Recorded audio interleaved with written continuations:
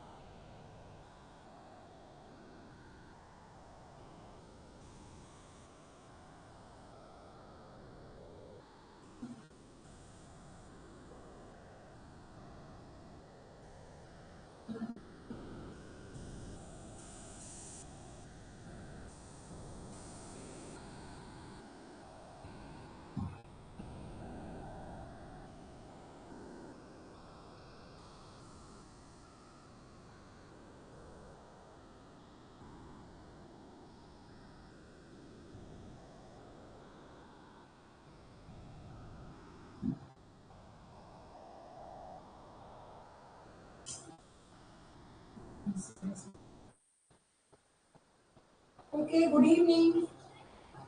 Poonam, good evening. Mukesh, good evening.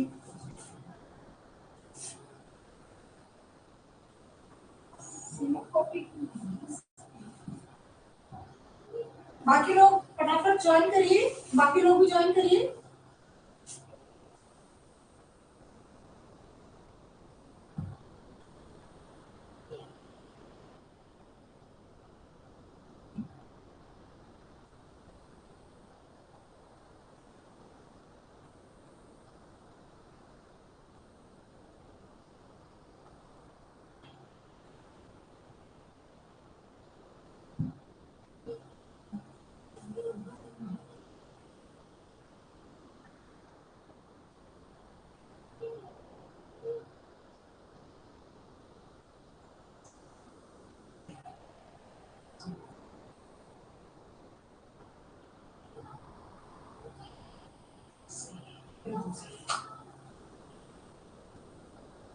चलिए, good evening. मेरी आवाज क्लियर है?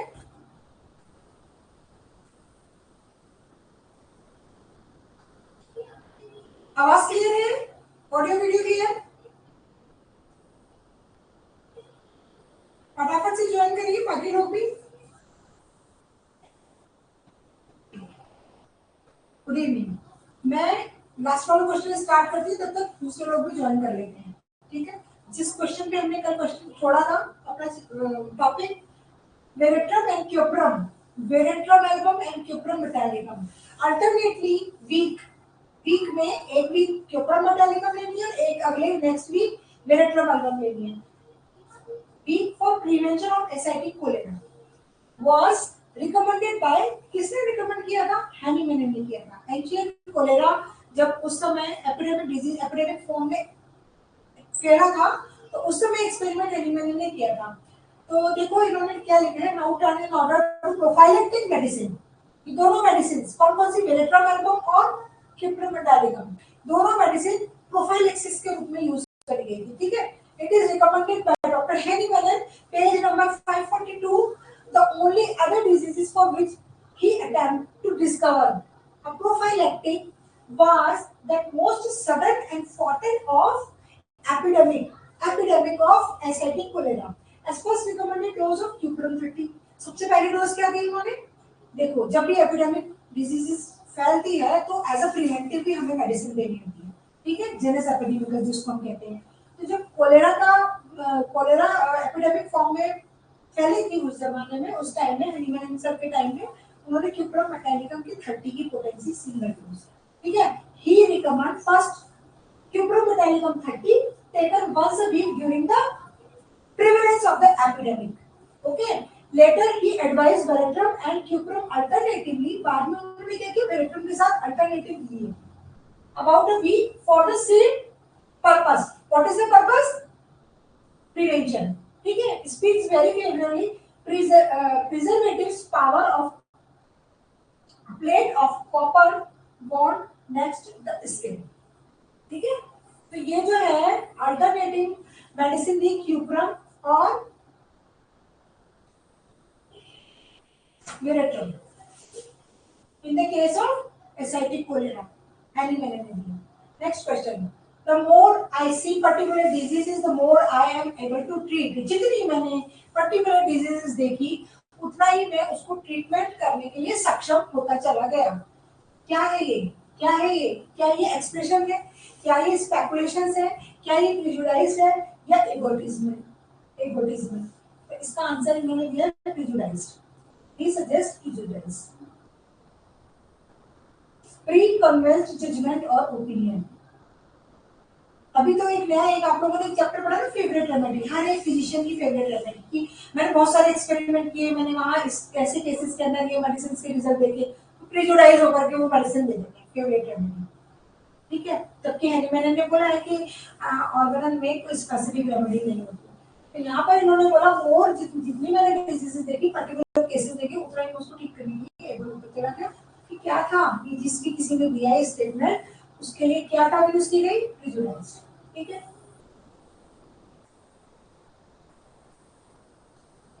इगोटिज्म क्या होता है? इगोटिज्म क्या होता है? एक्सप्रेशन क्या है? Expression the act of making your thoughts, act of making your thoughts and feeling etc known by the speech or writing। यानी कि एक्सप्रेशन क्या होता है? अपनी फीलिंग्स को एक्सप्रेस करना, एक्सप्रेशन। स्पेकुलेशंस वो आइडियाज होते हैं, वो गैसेस होते हैं। जब भी कोई इंसान कुछ करता है या कुछ नहीं भी जानता है तो हम गैस करते हैं, स्पेकुलेशंस। प्रिजुडाइज होना यानी कि बहुत सारी चीजें एक्सपेरिमेंट करी, मेरे को यहाँ ऐसे ऐसे रिजल्ट मिलते हैं तो मैं प्रिजुडाइज होकर के मेडिसिन लेती हूँ, ठीक है। Egotism, excessive use of first person singular person pronoun। egotism मैं, egotism मैंने ये किया, मैं। excessive use of the first person singular person pronoun, ठीक है। जब वो oneself too much, the practice of talking about oneself too much, किसी एक के बारे में बहुत ज्यादा बात करना, egotism। तो यहाँ पर है इसका answer prejudice। next question is who one is correct, इनमें से which one is correct? हाँ, alternating action is a type of primary action। alternating action is a type of primary action। alternating action क्या होता है? एक action उसके बाद दूसरा एक्शन होना। alternating action are the primary actions। rheumatism alternate with the dysentery is an alternating action। हमने बहुत सारे मेडिसिन में पढ़ा है, rheumatism alternate with the dysentery, headache is alternate with gastric complaint, ठीक है। बहुत सारे मटेरियल की मेडिसिन में हमने पढ़ा है। तो अल्टरनेटिंग रिमेटिज्म और alternating with dysentery is an alternating action. The medicine having alternating action is mentioned in aphorism number 115। All of the above, इनमें से कौन सी चीज जो करेक्ट है? इन्होंने बोला ये सारी चीज करेक्ट है। क्यों? क्योंकि देखो ये हमने अल्टरनेटिंग एक्शन के बारे में पढ़ा है। ये क्या होता है? Primary action. Alternating action primary action of the medicine, okay. Rheumatism alternate with dysentery, ये भी एक अल्टरनेटिंग एक्शन है, अल्टरनेटिंग डिजीजेस में मिलता है। उसके अलावा मेडिसिन जो है अल्टरनेटिंग एक्शन के बारे में मेडिसिन की उस एफोरिज्म नंबर 115 में बताया, ये भी तीनों इसके आंसर सही है। नेक्स्ट क्वेश्चन, महेंद्र लाल सरकार, डॉक्टर महेंद्र लाल सरकार, ठीक है। आगे चले, हम आगे चले।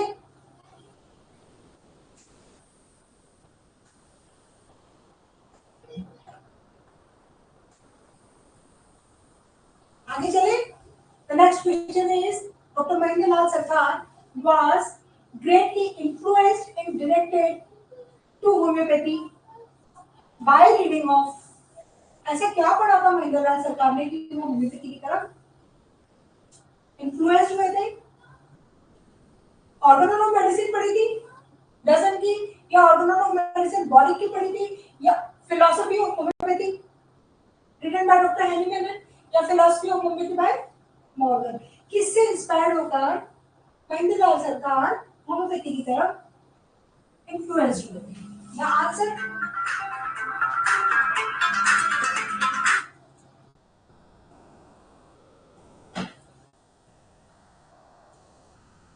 The answer is D. अब ये हिस्ट्री में किसी ने पढ़ा हो, किसी को याद हो तो आंसर पता होगा, नहीं हो, नहीं पढ़ा हो, नहीं याद है तो याद कर लो, फिलॉसफी ऑफ मॉर्गन। महेंद्रलाल सरकार, although educated in the traditional European system of medicine, turned to the homeopathy. He was influenced by reading William Morgan's The Philosophy of Homeopathy by interaction with Rajendra Lal Datta। नाम सुना है आप लोगों ने? जब आप लोगों ने हिस्ट्री ऑफ होम्योपैथी पढ़ी होगी, पढ़ाई गई होगी, उस समय में आपको बताया गया होगा क्लास में।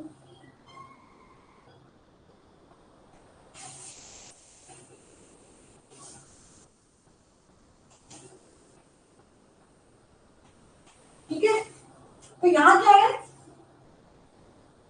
महेंद्रलाल सरकार जो है, महेंद्रलाल सरकार जब डॉक्टर राजेंद्र लाल दत्त के साथ इंटरेक्ट हुए थे तो वहां उन्होंने फिलॉसफी, मॉडर्न की फिलॉसफी होम्योपैथी की जो कि उससे इंस्पायर्ड होकर होम्योपैथी की तरफ इन्फ्लुएंस हुए थे। Next question is, according to aphorism 247 of organon of medicine, organon of medicine के 247 एफोरिज्म में क्या पूछ रहा है? In acute diseases medicine can be repeated, it can be repeated, can be repeated, कैसे कर सकते हैं? Every 24 hour, 8 hour, 6 hour, 24 hour, 12 hour, 8 hour, 4 hour, ठीक है। अकॉर्डिंग टू एफोरिज्म नंबर 247, जहां पर पोसोलॉजी के बारे में, रिपीटिशन ऑफ डोजेस के बारे में एक्सप्लेन किया है, वहां उसमें साफ साफ बताया है कि एक्यूट डिजीजेस में आप मेडिसिन को कैसे रिपीट कर सकते हैं, क्रोनिक डिजीज में कैसे रिपीट करते हैं। ये 5th एडिशन है, 6th एडिशन है, 5th एडिशन में बताया। तो हम इसका आंसर क्या दे रहे हैं?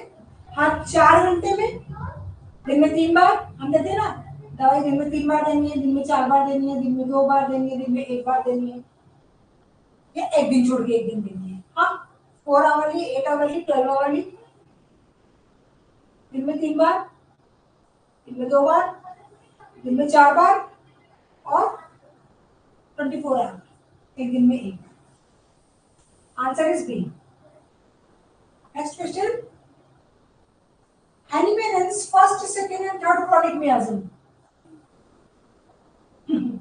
पहला मियाज्म क्या था, सेकंड मियाज्म क्या था, थर्ड मियाज्म क्या था? सिफिलिस, सोरा, साइकोसिस, सिफिलिस, सोरा, साइकोसिस, सोरा, सिफिलिस, साइकोसिस। ये देखो, ये क्या, ये देखो ना, अब आप ये देखिए, इस क्वेश्चन के ऑप्शन देखो, सिफिलिस, सिफिलिस, सोरा, सोरा, साइकोसिस, साइकोसिस। ऑप्शन ही करेक्ट नहीं दे रखे हैं, वेरिएबल्स ये लिखा हुआ है। तो हमें ऐसी सिचुएशन में, मैंने आपको पहले भी बता लगा कि हमें हमारे बेसिक क्लियर पता होनी चाहिए, ऐसी गलतियां जल्दी से होती नहीं है। There are 3 miasms of Hahnemann and according to their sequential identification by master is syphilis, psychosis and Sora is suggested। ठीक है, ये क्यों बताया इन्होंने? जब आपने एफोरिज्म पढ़े थे तो एफोरिज्म नंबर 18 में बताया था किसको? सोरा को, लेकिन उससे प्रीवियस वाले जो 78 और 79 एफोरिज्म है उसमें सिफिलिस और साइकोसिस दोनों को एक्सप्लेन किया। ठीक है, सिफिलिस फर्स्ट, सबसे पहले क्रोनिक डिजीज में सिफिलिस के बारे में बताया, फिर उसके बाद वेंडल-शेल्ड्री साइकोसिस के बारे में बताया, it bars, and finally chronic diseases which are lies the foundation of the eruption, that is each miasm is Sora। तो syphilis, psychosis और Sora, this is the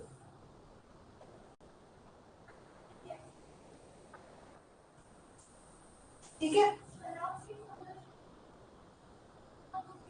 question है कि हेनरी मैनन ने सबसे पहले पॉइजन मियाज़म को बताया, फिर किसको बताया और फिर किसको बताया। सबसे पहले सिफिलिस मियाज़म को बताया, फिर साइकोसिस को बताया और फिर सूरा को बताया। सिफिलिस, ठीक है, तो यहाँ का कोई ऑप्शन ही नहीं है चारों में से। उन्होंने बोले यूज योर डायरेक्शन, साइकोसिस, सिफिलिस, सोरा, सोरा बाद में बताया, ठीक है। Next question, a large doses of specific medicine is advised। अभी स्पेसिफिक मेडिसिन, अभी तो हम बार बार पढ़ रहे थे कि स्पेसिफिक रेमेडी के बारे में मैंने बताया ही नहीं है, अब फिर यहाँ पर स्पेसिफिक मेडिसिन का इन्होंने जिक्र कर दिया। large dose of specific medicine, large dose of specific medicine is advised in which cases? Primary manifestation of chronic miasm, secondary manifestation of chronic miasm, palliative, incurable diseases, or none of the above. Specific remedy. Out of above given variables, primary manifestation of chronic miasm, large dose of specific medicine is advised. Specific remedy अपन कब use कर रहे हैं? Indian homeopathic father Rajendra Rao Dutta, हाँ बिल्कुल सही है। Primary action, large dose of specific remedy, कौन से केसेस में? क्रॉनिक मियाज्म में। ये बोल रहे क्रॉनिक मियाज्म में आप स्पेसिफिक रेमेडी की लार्ज डोज दे दो, ठीक है। Next question is the 4 epochal figure in the history of medicine.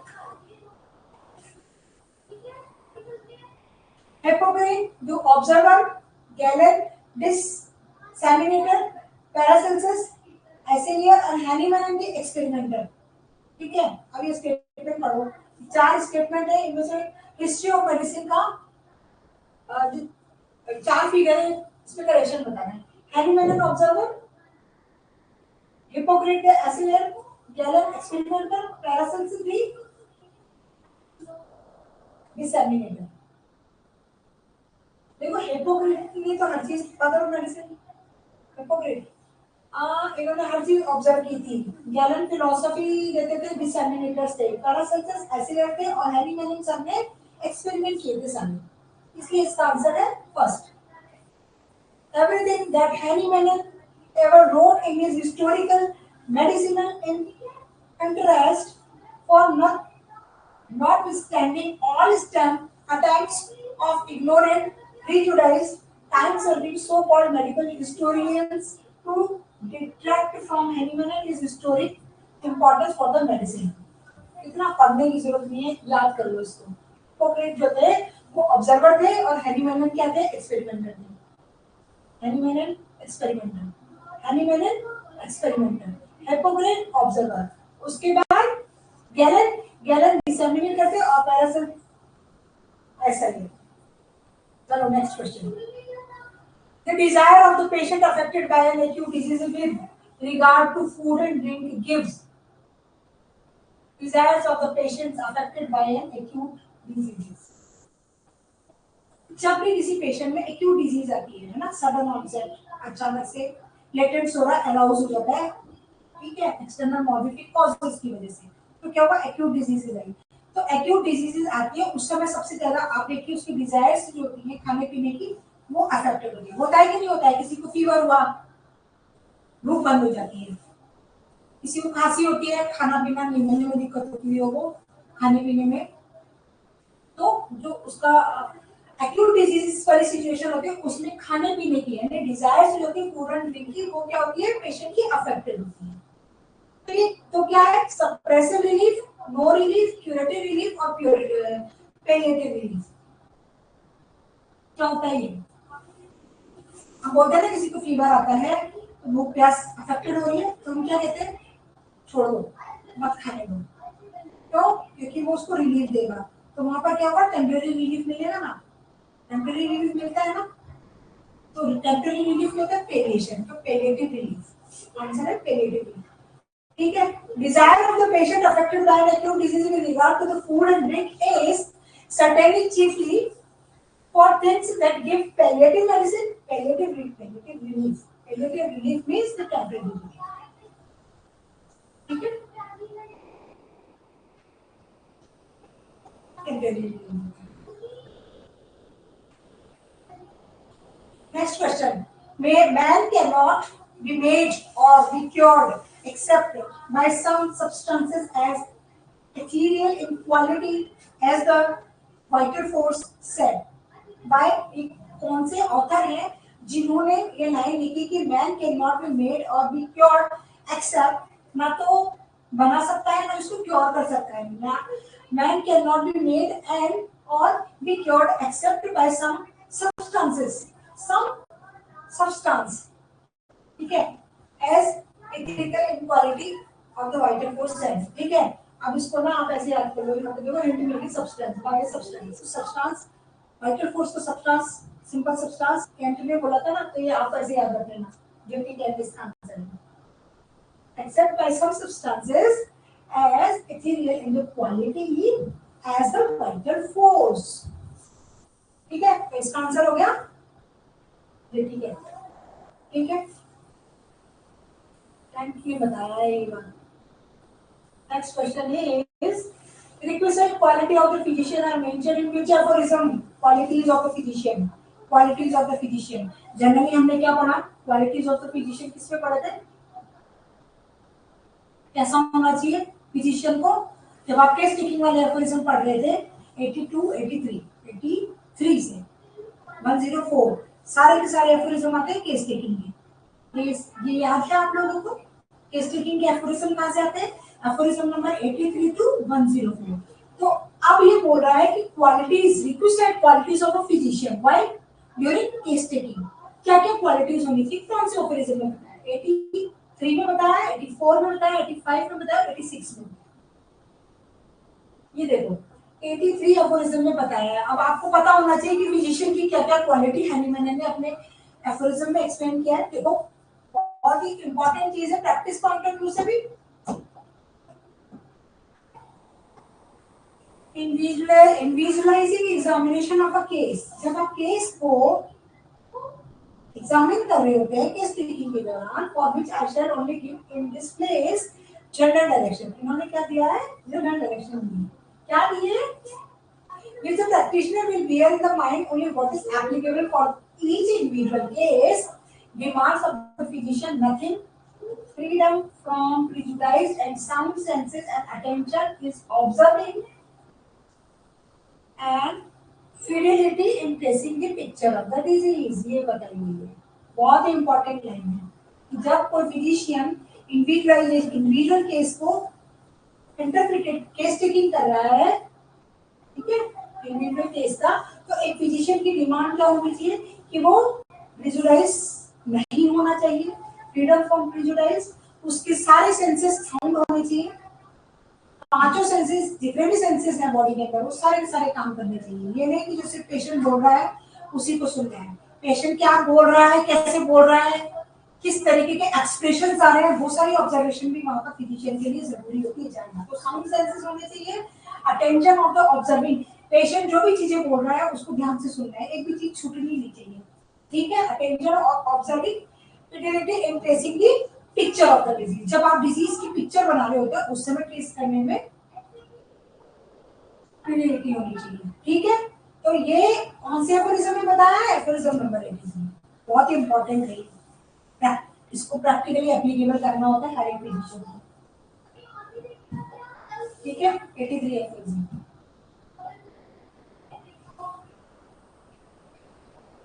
84 aphorism में क्या बताया? देखो 4 एफोरिज्म में थोड़ा सा गो थ्रू कर लो क्योंकि प्रैक्टिस में भी काम आती है. क्या है 84 में क्या बताया? हाँ 84 में बताया कि patient doubts physician keep quiet. जब भी पेशेंट अपनी कंप्लेंट बता रहा होता है तो फिजिशियन को क्या करना है? चुपचाप उसकी बात सुननी.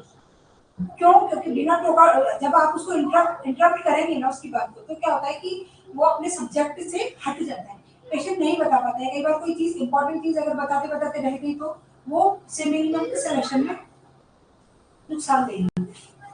प्रॉब्लम क्रिएट करेगी। इसलिए जब भी पेशेंट अपनी बात को कह रहा होता है उस समय फिजिशियन को पॉइंट लेना चाहिए, do not interrupt.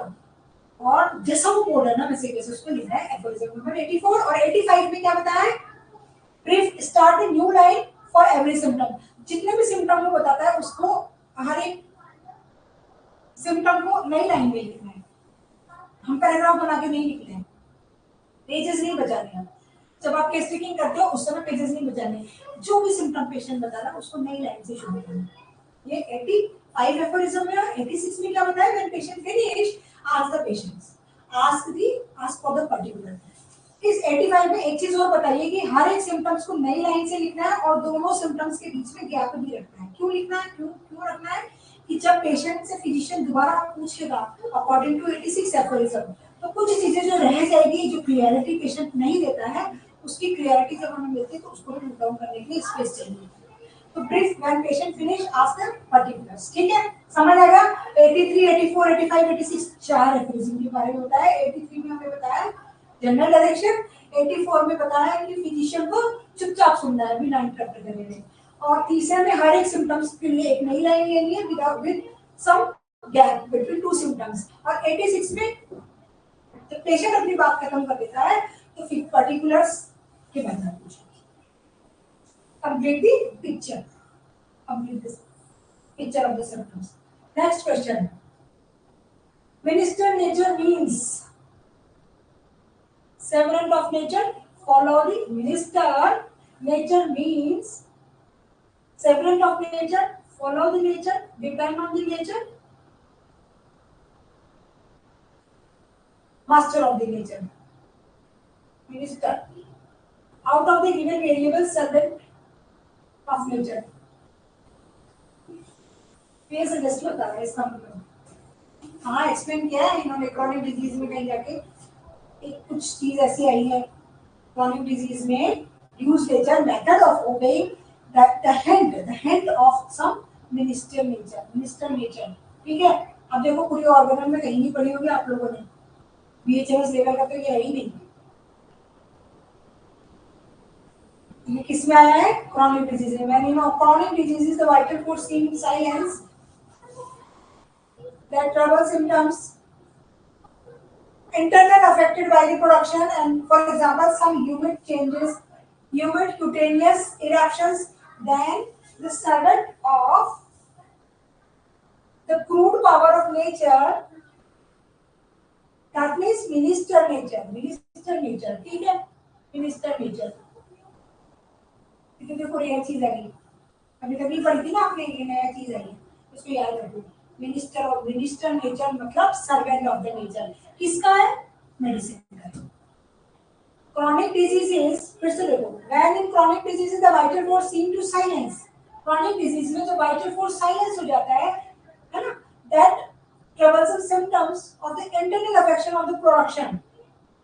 Chronic disease में जब वाइटल फोर्स बहुत ज्यादा वीक हो रहा होता है उस समय जो सिम्टम्स ट्रबल क्रिएट करने वाले जो सिम्टम्स प्रोड्यूस हो रहे हैं, for example this is some human cutaneous eruption that the servant of the crude power of nature. Crude servant of crude power of nature जो है क्या? Minister of nature. ठीक है, apply to the discharging surfaces a cancelled plaster or an exutory, that is mesothelium, in order to diffuse nature, to draw diffuse nature। ठीक है, diffuse nature मतलब method of obeying the hint of nature, so minister nature। diffuse method क्या है? minister nature। ठीक है, servant of nature। किसकी बात हो रही है? Natural disease primary action. First homeopathic journal was written. सबसे पहला होम्योपैथिक जर्नल किसने लिखा था? स्टाफ ने लिखा, हैनीमैन ने लिखा, ग्रॉस ने लिखा और कैंट ने लिखा। Who suggested? Who written first homeopathic journal written by journal was written by Dr. Hahnemann। नहीं, स्टाफ ने लिखा था। John Stapf started the first homeopathic journal in 1822। ये भी याद कर लो। पहला जो जर्नल आया था स्टेफ ने लिखा था, ठीक है, और लिखा कब था? 1822 में। और क्या लिखा था? होम्योपैथिक, ये आर्चिव फॉर डाई होम्योपैथी हेलिकेट्स लिप्सिंग में आया था 1822 में।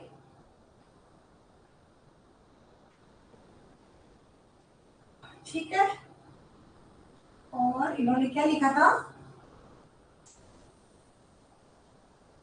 जर्मनी जर्मन लैंग्वेज में था। ठीक है,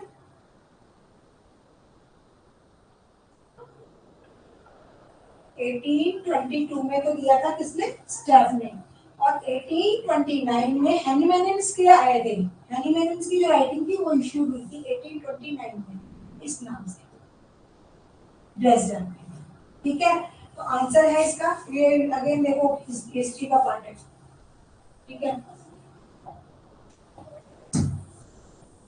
तो first homeopathic journal written by Stapf. Next question, conjoint melody, conjoint melody is given, conjoint melody, conjoint melody कौन से एफोरिज्म में दी गई है? 91, 92, 93, 94 कौन से एफोरिज्म में? ये सारे के सारे एफोरिज्म नंबर 83 to 104 सारे के सारे conjoint melody is given। ये कौन से एफोरिज्म किससे रिलेटेड है? 91, 92, 93, 93, 94 जहां पर आप केस टेकिंग के एफोरिज्म पढ़ रहे हो। ठीक है, तो एफोरिज्म नंबर 92 क्या कह रहा है? Recording of acute symptoms, recording of acute symptoms. तो इसमें कॉन्जॉइंट मेलेडी का जिक्र किया है। क्या लिखा हुआ है? रीड आउट करें थोड़ा सा। क्या लिखा हुआ है? If can not but if it be a disease of a rapid course मतलब acute diseases, and if its serious character admit to no delay, the physician must content himself with the observing the method morbid symptoms, morbid condition altered through it may be by the medicine. If he cannot ascertain what symptoms were present before the employment of the medicine, मतलब दवाई देने के पहले क्या symptoms थे और दवाई देने के बाद क्या सिम्टम आ रहे हैं। In order to that, he may be least from a just apprehension of the complete picture of the disease in the actual condition, that is to say the congenital malady form the medicinal and original disease। तो congenital diseases, congenital maladies किससे बन रही है? Natural disease से बन रही है। और कॉन्जॉइंट मेलेडी किससे बन रही है? Medicinal disease and original disease. समझ आ गया? एफोरिज्म नंबर 92 याद रहेगा। हाँ, ये सारे के सारे एफोरिज्म जो है 83 से 104 सारे के सारे केस टेकिंग वाले एफोरिज्म है। और 91, 92, 93, 92 एफोरिज्म में रिकॉर्डिंग की जा रही है एक्यूट सिम्टम्स की। तो वहां इन्होंने बताया कि जब एक्यूट डिजीजेस आ रही है, एक्यूट सिम्टम आ रहे हैं और वो हार्मफुल होते हैं पेशेंट के लिए और दवाई देने के बाद में नए सिम्टम्स क्रिएट हो रहे हैं, तो क्या करना होता है? जो नेचुरल मेडिसिन देने के पहले जो सिम्टम है और जो मेडिसिन देने के बाद नए सिम्टम्स अपीयर हो, उन दोनों को मिला करके कॉन्जॉइंटली हमें क्या करनी है? कॉन्जॉइंट मेलेडी बनानी है और फिर नए सिम्टम्स, टोटलिटी ऑफ सिम्टम बना के नई मेडिसिन प्रिस्क्राइब करनी है। ठीक है, Found the uses of the inappropriate drug generally more serious and dangerous than original disease, and hence is demand to prompt an efficient and by the stressing out the complete picture of the disease। ठीक है, homeopathic remedy हमें suitable homeopathic remedy को ढूंढना होता है। Clear? चलिए next question आगे चलते हैं। Aphorism number sorry question number 119। Okay, match the list, topic with list को मैच करना है। सरोगेट कौन से एफोरिज्म में है? इंटरमीडिएट डिजीज, जल्दी जल्दी बताओ। रिपीट हो रहे सारे के सारे। लूसिड इंटरवल बताया गया था, किस में आया था, कौन से एफोरिज्म में आया था। ठीक है, एफोरिज्म एक्सटर्नल एप्लीकेशन ऑफ पूजा कौन से एफोरिज्म में आया था?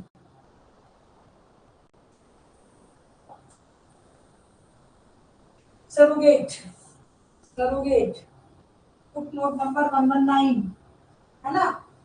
Intermediate diseases, intermediate diseases aphorism number 231 देखो 210 से 230 तक तो आगे मेंटल डिजीज और 231 से 210 टू 230 तो आती है मेंटल डिजीजेस, ठीक है। और 231 से 244 आते हैं इंटरमीडिएट डिजीजेस, इंटरमीडिएट डिजीजेस, ठीक है। उसके बाद आता है external application of टूजा।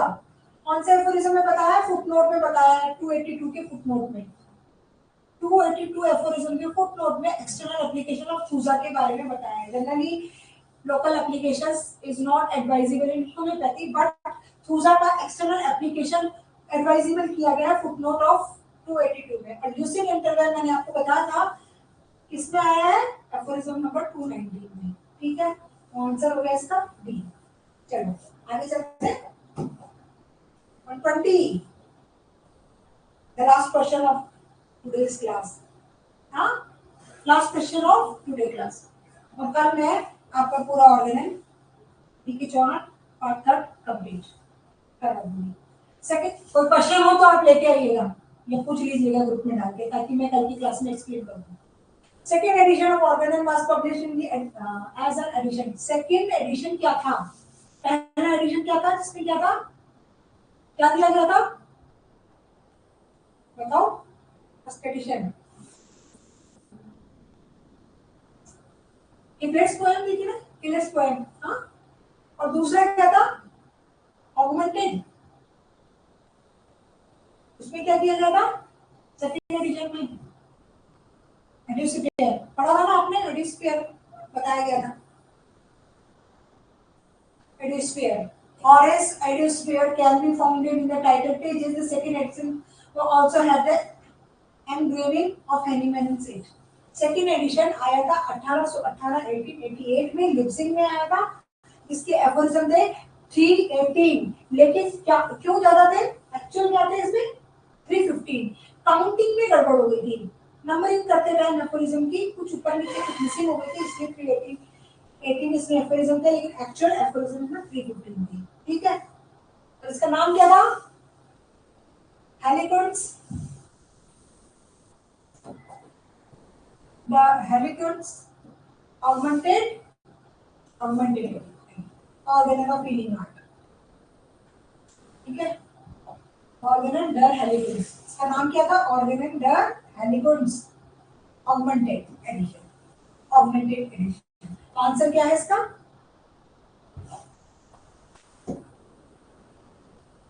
augmented, improve, augmented, improve नहीं, augmented, देखो लिखा हुआ है augmented edition, ठीक है। इसका आंसर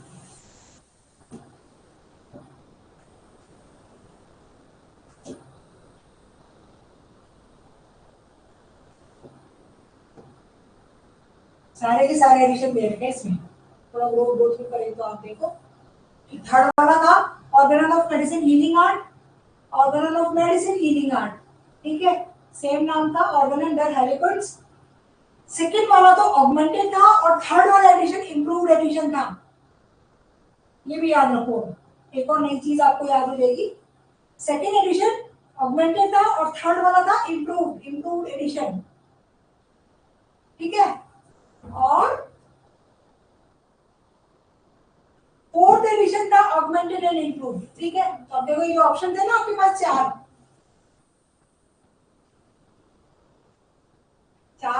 ठीक है। Improve, augmented and improve. Second edition augmented, third edition improve, fourth edition augmented and improve, ठीक है। चलो आपके तीन क्वेश्चन, एक ही क्वेश्चन में तीन क्वेश्चन के आंसर मिल गए, मतलब तीन क्वेश्चन की तैयारी होगी।